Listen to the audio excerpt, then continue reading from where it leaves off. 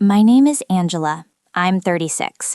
And after 10 years of pouring every ounce of energy into building my career as an event planner, I finally accomplished one of my lifelong dreams. I purchased a stunning beachfront vacation home in Cannon Beach, Oregon. It wasn't just a house, it was my sanctuary, a place that symbolized everything I'd worked for, a proof that hard work, determination, and persistence pay off. So when my younger sister Brittany, 28, came to me with pleading eyes and asked to use it for a week to film a promotional video for her latest content project, I hesitated. Every instinct screamed no, but I swallowed it, thinking about family, thinking about trust, and said yes. I wish I hadn't. I returned to find what can only be described as a scene from a nightmare. Sofas were shredded, some of them beyond repair. Artwork was torn and defaced, and my grandmother's heirloom dining table, passed down for generations, was scorched, the surface ruined forever. But the sting that cut deeper than the material damage wasn't even that. My mom, Shirley, merely shrugged when she heard the news, offering her usual line, "She's chasing her dreams, Angela. You can handle this." That comment, that casual dismissal, ignited something inside me I hadn't felt in years. Rage, a simmering anger that I would no longer be the family doormat. I realized in that instant that I wasn't just cleaning up after Brittany's mistakes.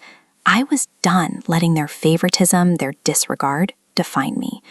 The moment I sent Mom the bill for the damages, everything shifted. My family, who had long taken me for granted, didn't know what hit them. The outrage, the shock, the disbelief, they were blindsided, and I watched it unfold with a sense of satisfaction that had nothing to do with money. Before I go on to detail exactly how my actions turned their world upside down, I want to hear from you. Where are you watching from? Hit subscribe if you've ever had to confront family who treated you like you owed them everything while giving you nothing in return. Growing up in Portland, Oregon, I learned early on that life didn't hand anything to you for free. By the age of 15, I was bussing tables at a diner after school, saving every single penny towards college, while my peers wandered the malls, shopping for clothes I couldn't even dream of. Brittany, 8 years my junior, had a different path. When she was 6 and spilled nail polish all over my favorite jacket, Mom laughed it off, saying, "She's just being creative." And when Brittany borrowed my bike at 10 and crashed it into the fence, Dad merely shrugged. "Kids make mistakes," he said, as if the damage didn't matter. That was the pattern from the beginning. I was the responsible one, the careful one, the one expected to make do, while Brittany got a lifetime of leniency and indulgence. Our family wasn't wealthy. Mom worked long shifts as a nurse, and Dad managed an auto shop. They had enough to cover necessities, but somehow Brittany's mistakes and whims were always prioritized over my needs. I learned to fend for myself early on. By high school, I was balancing honors classes with 2 part-time jobs, every hour dedicated to building a foundation for the future I dreamed of. Brittany, meanwhile, charmed her way through life, often skating past responsibility without consequence. Teachers adored her smile, Mom adored her free spirit, and Dad seemed to follow along without question. I didn't resent her, but the inequity, the constant double standard, cut deep. I remember when I was 17, saving for months to buy a camera. Brittany played with it once and broke the lens. Mom's response? "You're strong, Angela. You'll get another." I did get another, but only because I had worked overtime, sacrificing hours and weekends to replace it myself. That became a recurring theme in my life. If I wanted anything of value, I had to earn it myself, through grit, sweat, and sheer determination, because no one at home would prioritize me the way they prioritized Brittany. After graduating from the University of Oregon with a degree in hospitality management, I moved to Seattle, starting from the bottom as an entry-level event planner. The early years were grueling. Long hours, demanding clients, and a tiny apartment I could barely afford. I would plan weddings and corporate galas until midnight, collapse on my secondhand couch, and dream of the life I could one day call my own. By the age of 28, I had clawed my way up to senior planner, managing million-dollar events for tech startups. But I had my eyes on something bigger, a place that was mine, a retreat that belonged to me alone. I spent years scouring real estate listings, driving along the Oregon coast on weekends, searching for the perfect location. At 33, I found it, A modern, sleek beachfront home in Cannon Beach. Floor-to-ceiling windows, a deck that stretched along the sand, the calming sound of waves just steps away. I meticulously curated every detail. Custom leather sofas, abstract art that reminded me of my grandmother, a dining table carved from reclaimed wood, and even a small garden with lavender and seagrass. Every element reflected my taste, my perseverance, my victory. This house wasn't just a property. It was proof that I didn't need anyone to hand me my dreams. I had earned them. Meanwhile, Brittany's life looked very different. At 28, she was hopping from one retail job to another in Portland, chasing fleeting social media fame, sponsorship deals, and self-made opportunities. She lived rent-free in Mom's basement, with phone bills and car insurance covered by Mom. Brittany had charm and initiative, yes, but when things got hard, she quit. Blogging, modeling, barista stints, she tried it all and failed, yet always landed on a safety net woven by our parents.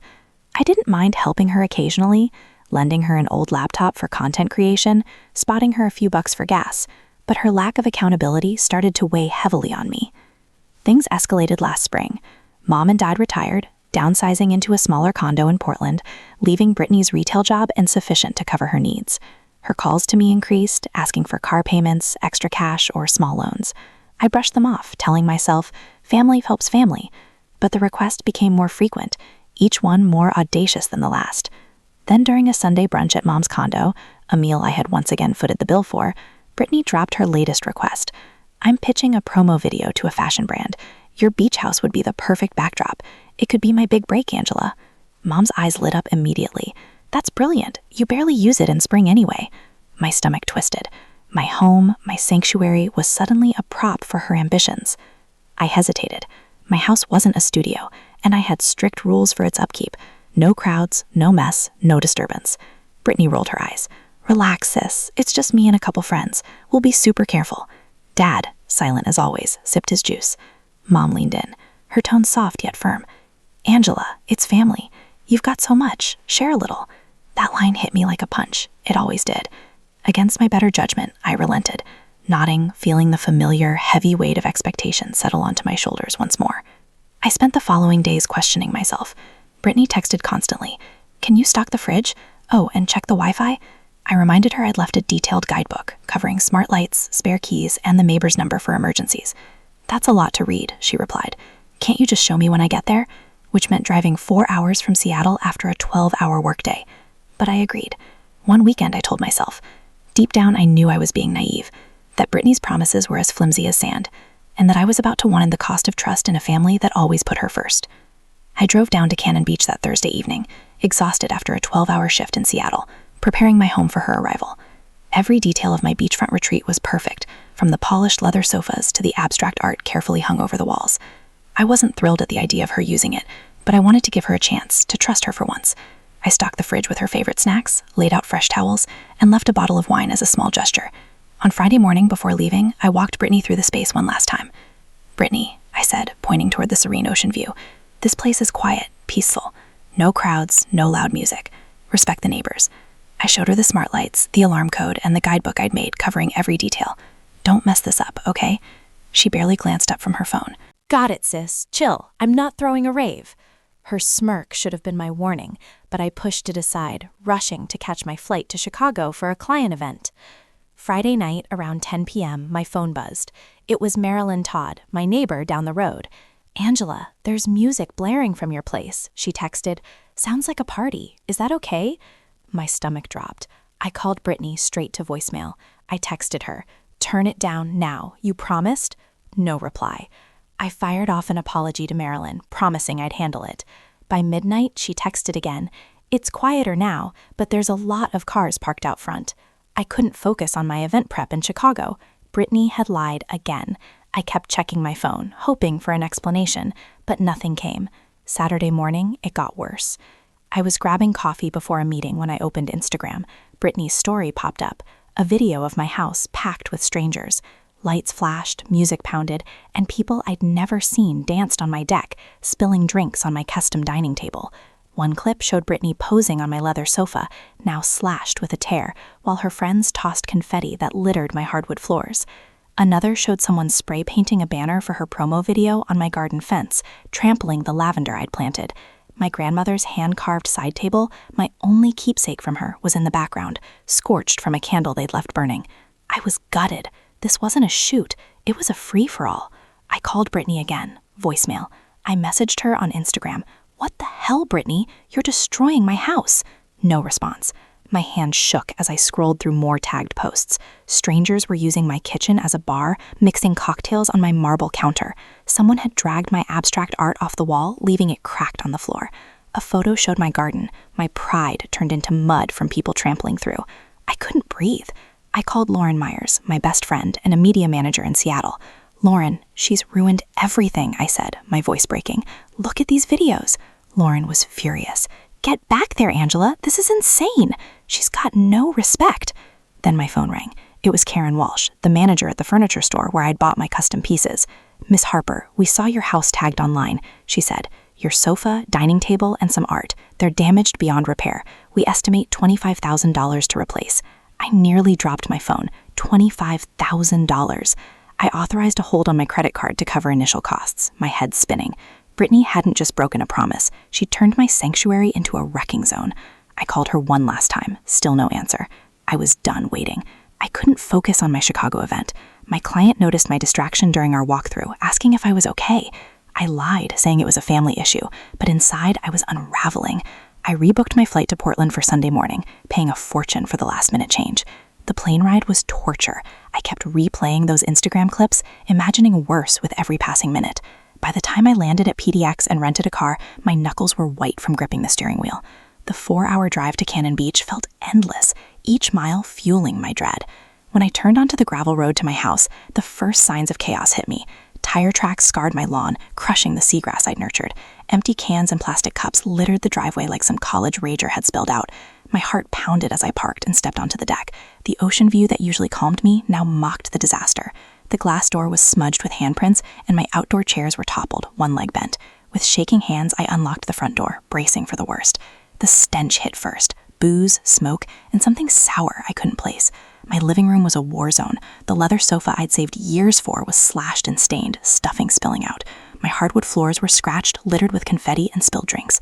The abstract art I'd hung with care lay cracked against a wall, frame splintered. My kitchen was worse. Marble counters sticky with liquor, cabinet doors scuffed, my blender shattered on the floor. The dining table, my grandmother's heirloom, had burn marks from that candle, its polished surface ruined. Upstairs, my guest rooms were trashed, beds unmade, clothes I didn't recognize strewn about, and a broken lamp in the corner. The master bedroom, my private retreat, felt violated. Someone had spilled paint on my duvet, and my jewelry box was open, a necklace missing. I sank onto the stairs, fighting tears. This wasn't just damage, it was a betrayal. I pulled out my phone and started snapping photos, room by room, documenting every scar. I called Brittany again, voicemail as expected. Marilyn Todd stopped by, her face grim. "Angela, we called the sheriff Friday night," she said. "Brittany claimed she had your permission. They left around 2 a.m., but it started up again Saturday." I apologized, mortified. Marilyn hugged me. "This isn't your fault," but it felt like it was. I'd let her in. By afternoon, I called my insurance agent, hoping for some relief. "Intentional damage by a guest isn't covered," he said. "You'll need to pursue Brittany directly." I hung up numb. $25,000. I texted Lauren in, sending photos. "She's going to pay for this," I said. Lauren replied instantly. "You need a plan, Angela. Don't let her skate."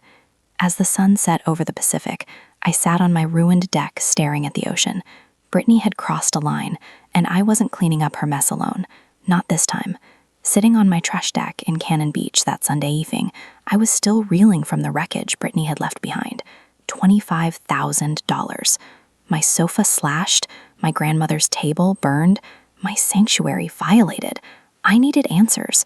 I called Mom first, my voice tight as I gripped my phone. "Mom, Brittany destroyed my house," I said. "The furniture's ruined, the art's broken, it's a disaster." I expected shock, maybe an apology. Instead, Shirley's tone was light, almost offensive. "Oh, Angela, I'm sure it's not that bad. Brittany said she was just filming a creative content for her brand. Things get messy when she's inspired." I froze. "Creative, inspired, Mom? There were dozens of strangers here, I said, my voice rising. They wrecked everything. Shirley paused, then sighed. Well, she's trying to build something. You've always been so good at fixing things. Can't you just handle it? That dismissal cut deep, like every time she'd excused Brittany's messes from her usual quiet self. Sounds like you and your mom should work it out, he said, dodging the issue. I'm sure Brittany didn't mean it. I hung up, my frustration boiling. Neither of them caught it or cared. By Monday, I was back in Seattle trying to focus on a client event, but those Instagram videos of Brittany's shoot played on a loop in my head. I texted her directly. Brittany, you owe me an explanation. Call me. Hours later, she replied with a voice note, her tone breezy. Sis, chill. It was just a few friends helping with the video. Things got a little wild, okay? I'll clean it up. A few friends. No apology, no accountability, just excuses. I was livid. I needed perspective, so I called Lauren Myers. Over drinks at her place, I showed her the photos. My torn sofa, cracked art, scorched heirloom table. Lauren, they're acting like I'm overreacting, I said, my voice cracking. Lauren slammed her glass down. Angela, this is outrageous. Brittany trashed your home, and your mom's enabling her. You can't let them skate on this. You need to make them pay. Her words lit a spark. I wasn't just angry, I was done being the family fixer. Lauren suggested I talk to a lawyer to understand my options. Get the facts, she said, then hit them where it hurts. The next day, I met Daniel Hayes, an attorney who specialized in property disputes, at his office in downtown Seattle. I brought my photos, the furniture store's estimate, and screenshots of Brittany's Instagram posts. Daniel, can I hold her accountable? I asked. He flipped through the evidence, nodding. Since Brittany was an authorized guest, she's liable for damages caused by her or her invitees, he said. Your parents aren't legally responsible, but if Brittany can't pay, you'd need to pursue her directly. I left his office with a plan. Brittany was going to face consequences one way or another. That night, I sat at my laptop and drafted an email to Mom, Dad, and Brittany. I kept it professional, like I was planning a client event. On March 15th, 16th, my Cannon Beach property sustained $25,000 in damages during Brittany's stay. I wrote, attached are photos, contractor estimates, and a furniture replacement. I expect full compensation within 30 days. I included Daniel's contact info for further discussion and hit send, my heart pounding. I wasn't just asking, I was demanding. The responses trickled in. Brittany texted first. You're joking, right? I'm not paying that. Mom called the next morning, her voice sharp. Angela, this is ridiculous. You're blowing this out of proportion. It was just a video shoot. You've got the money to fix it. I clenched my jaw. Mom, it's not about the money, I said. It's about responsibility. Brittany wrecked my home. Shirley scoffed. She's struggling to make her mark. Why can't you support her? Dad didn't reply at all. Their refusal to see the truth pushed me further into resolve. By Friday, I was back in Portland for our monthly family dinner at Mom and Dad's condo, a tradition Shirley insisted on. I wasn't looking forward to it, but I knew it was my chance to confront them face to face. I arrived at 6 p.m., carrying a salad. I'd made my composure practiced. Mom greeted me with a quick hug, already chattering about her book club. Dad was in his recliner watching a basketball game, barely nodding hello. Brittany showed up 20 minutes late, tossing her purse on the couch. Traffic was nuts, she said, grabbing a seltzer from the fridge without asking. Her nonchalance made my blood boil, but I held it together. We sat down to Mom's lasagna, the table set with her good plates, a sign she sensed tension. Small talk dragged through the salad course, Brittany dominating with stories about her latest Instagram collab. I waited for a lull, then set my fork down. We need to talk about the beach house, I said, looking at Brittany. The damages are $25,000. I sent you the estimate. Silence hit the table like a brick. Brittany rolled her eyes. Here we go, she muttered, reaching for bread. It was a shoot, Angela. Things happen. Things happen, I said, my voice steady but sharp. You invited strangers who slashed my sofa, burned my grandmother's table, and trashed my garden. That's not things happen. That's reckless. Mom jumped in before Brittany could respond. Angela, you're making this sound so malicious. Brittany was creating art. You've always been so hard on her. I stared at her, stunned. Mom, you saw the photos, I said. This wasn't art. It was destruction. Dad cleared his throat. Now, Angela, you've got insurance, don't you? This seems like a lot of fuss. I took a deep breath, keeping my cool.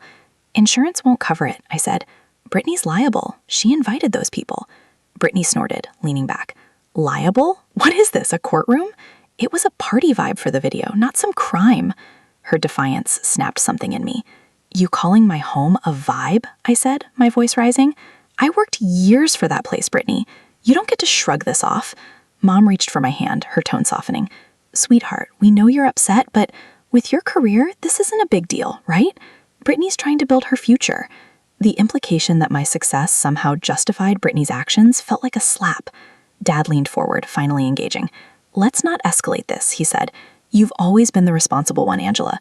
We didn't make a stink when Brittany scratched your car at 16. I couldn't believe it. That's completely different, I said, my voice shaking. I was a kid, and I paid for the repairs myself. Brittany's 28. She needs to own this. Brittany smirked, twirling her fork. Not everyone's obsessed with being perfect like you, Angela. Some of us want to live a little. Her accusation that I was jealous of her carefree life pushed me to the edge. The argument spiraled from there. Mom cycled through defenses. Brittany was finding herself. I was too materialistic. Dad suggested I was overreacting because I didn't have kids to put things in perspective. Brittany alternated between playing victim and tossing barbs, claiming I'd always resented her spark. Nobody acknowledged the core issue. Brittany had destroyed my property, and they expected me to eat the cost.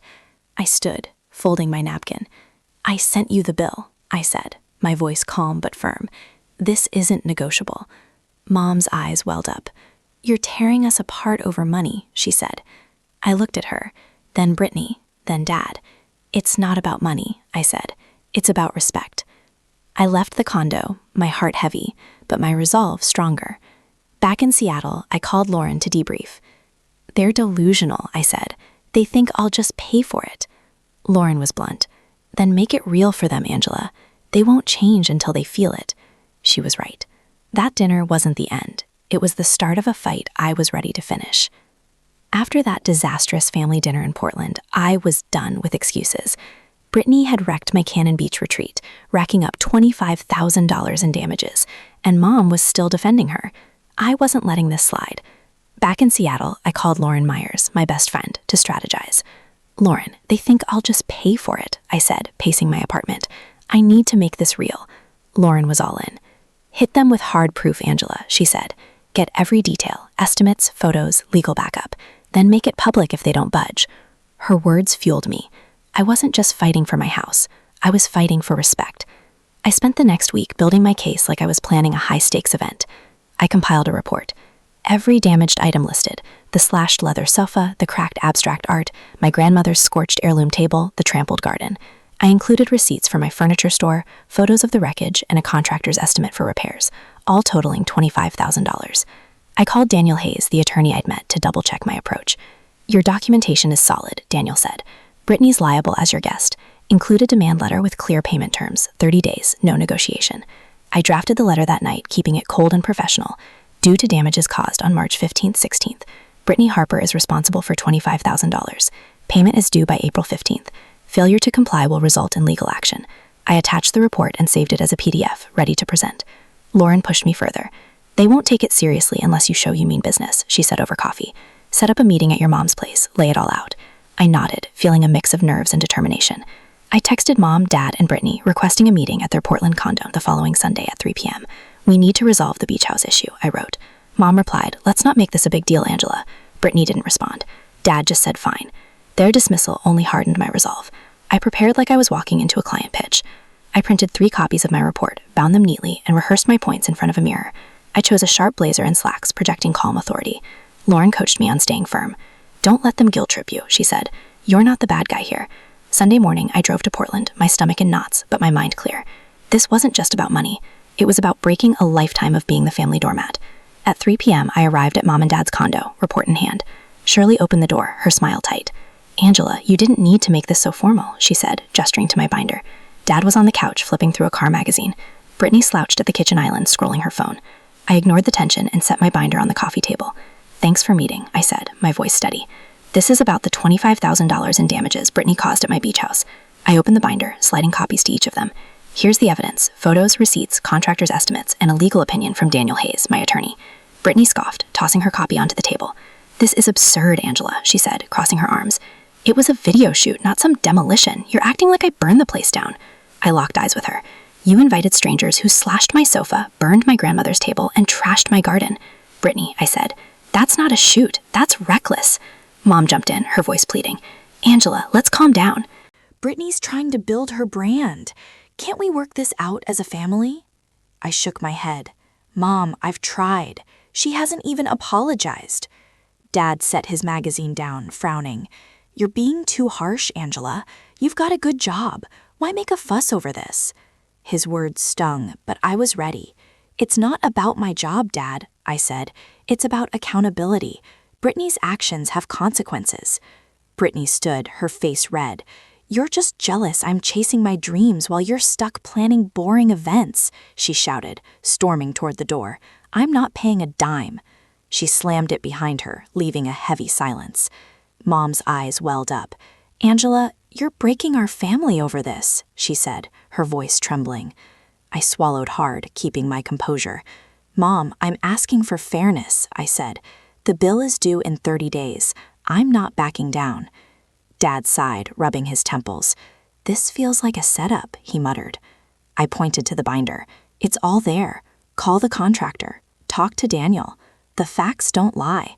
Mom flipped through the pages, her hands shaking. This is too much, she whispered. Brittany can't afford this. I nodded. Then we'll figure out a plan, but someone's paying. The meeting ended with no resolution, just Mom's tears and Dad's grumbles. Back in Seattle, I was drained but unwavering. Lauren had another idea. Go public, she said. Post about it online, not to shame them, but to show you're serious. I hesitated. Family drama on social media felt risky, but Brittany's defiance left me no choice. I crafted a post on Instagram, keeping it factual. My beach house was damaged during a video shoot, costing $25,000. I've asked for accountability, but so far nothing. Thoughts? I included a photo of my ruined sofa, blurred to avoid naming Brittany directly. The post blew up. Friends, colleagues, even strangers weighed in, most backing me. That's unacceptable, one commented. Make them pay, said another. The pressure worked. By Wednesday, Brittany texted. You're embarrassing me, Angela. Take that post down. I replied, pay the bill and I will. She didn't respond. Thursday night, Mom called, her voice heavy. Angela, I saw your post, she said. This has gone too far. I braced myself for another defense, but she surprised me. I've been too easy on Brittany, she admitted. I'll cover the damages from my retirement savings. I was stunned. Mom, you don't have to, I said. Brittany should pay. She sighed. She won't, and I can't let this destroy us. I was wrong to dismiss you. I didn't know what to say. Part of me felt relief, but another part ached. Mom was paying for Brittany's mistakes, just like always. The next day, I got a bank notification. $25,000 transferred from Shirley's account. No note, no explanation. Just the payment. I called Lauren, still processing. She actually paid, I said. But Brittany's off the hook again. Lauren was firm. You made your point, Angela, she said. They know you're not playing now. I stared at the photos of my wrecked house, a mix of anger and resolve settling in. The money was a start, but this wasn't over. I needed more than a payout. I needed change. With Mom's payment of $25,000 in my account, the repairs on my Cannon Beach retreat began in early April. Contractors replaced the slashed leather sofa with a sturdier one in deep navy, refinished the scratched hardwood floors, and repainted the scuffed walls. My garden, once a muddy mess, was replanted with fresh lavender and seagrass. The abstract art was swapped for new pieces, bold but practical. My grandmother's heirloom table, scarred by Brittany's candle, was restored by a local craftsman. Marilyn Todd recommended. Its burn mark sanded into a subtle patina that gave it character. By June, the house looked better than before, stronger somehow. But it didn't feel the same. It wasn't just my sanctuary anymore. It was a battleground I'd fought to reclaim. I decided to rent out the guest rooms to vacationers, turning my loss into income. It wasn't about the money, it was about moving forward. The repairs weren't the only thing I was rebuilding. After that Instagram post went viral, I couldn't stop thinking about the comments, strangers sharing their own stories of family betrayal, of being taken for granted. It hit me. I wasn't alone. Lauren Myers, my best friend, saw it too. You should write about this, Angela, she said over wine one night. Not just the house, everything. The boundaries, the drama, the growth. I laughed it off at first, but the idea stuck. In July, I started a blog, Setting Boundaries, pouring out my journey, Brittany's wreckage, Mom's dismissal, my fight for respect. I wrote about the guilt of standing up to family, the fear of being the bad guy, and the freedom of owning my worth. The response was overwhelming. Readers emailed me their stories. Siblings who'd borrowed money and never repaid, parents who played favorites. My posts hit thousands of views, and I felt a purpose I hadn't expected. This wasn't just my story anymore, it was theirs too. My relationship with Mom started to shift, slowly. In August, she called, asking to meet for lunch at a cafe halfway between Portland and Seattle. I braced for another defense of Brittany, but Shirley surprised me. She looked tired, her usual sparkle dimmed. "Angela, I've been thinking," she said, stirring her tea. "I failed you by always protecting Brittany. I thought I was helping her, but I hurt you." Her words hit hard. I'd waited years to hear them. "Mom, I just wanted you to see me," I said, my voice catching. "I worked so hard and it felt like you didn't care." She reached for my hand, eyes wet. "I care," she said. "I'm sorry." It wasn't perfect, but it was a start. We didn't hug or cry like in the movies, but we talked, really talked, for the first time in years. Brittany was a different story. She stayed distant, her texts short and rare. I saw her Instagram, new outfits, new collabs, no hint of remorse. But in September, a message popped up. "Hey sis, sorry about the house. I didn't mean for it to go that far." It was small. No grand apology, but it was something. I didn't reply right away. I wasn't ready. Lauren said it was progress, but I wasn't so sure. Brittany had a long way to go, and I wasn't holding my breath. Still, that text lingered, a crack in her usual defiance. Dad Howard took his own approach. One Saturday in October, he showed up at my beach house, unannounced, his pickup truck parked crooked in the driveway. He carried a framed painting, a seascape, waves crashing under a gray sky, painted by him. "Thought your place could use this," he muttered, setting it by the new sofa. Dad wasn't big on words, but his hobby was art, and this was no small gesture. "Thanks, Dad," I said, my throat tight. He wandered the house, inspecting the repairs, nodding quietly. "Looks good," he said, before leaving. That painting now hangs in my living room, a silent bridge between us. Professionally, I was thriving. Standing up to my family gave me a new edge at work. In November, I pitched a massive corporate event to a tech giant, facing down their pushy CEO with a confidence I hadn't had before. "This is our plan, and it's non-negotiable," I said, echoing the resolve I'd found with Brittany. They signed the contract, and my boss gave me a raise. That strength spilled into my personal life, too. I started dating Ryan, a graphic designer who respected my boundaries instead of testing them. For the first time, I wasn't trying to fix someone else. I was building something real. The beach house itself transformed. Renting it out brought new energy. Guests left glowing reviews, calling it cozy yet modern.